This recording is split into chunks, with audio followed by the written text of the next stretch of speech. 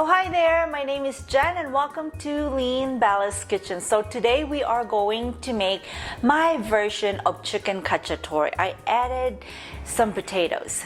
Normally, chicken cacciatore does not have any potatoes. It just has some mushrooms.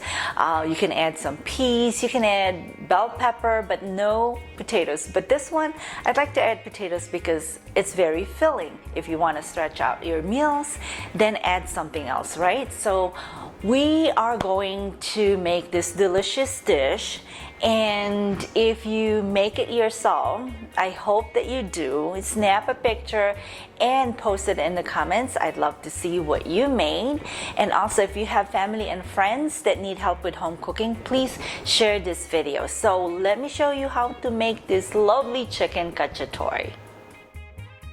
Heat the pan with about 2-3 tablespoons of oil, then add the chicken and brown them on both sides. So don't crowd your pan, you might have to cook it in batches.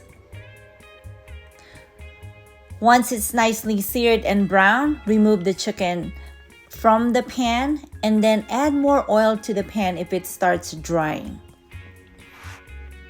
Add the onion and saute, as well as the mushrooms.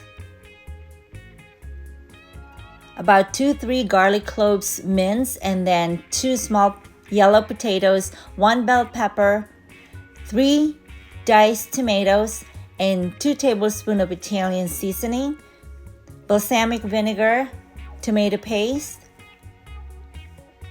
and about 2 tablespoons of brown sugar.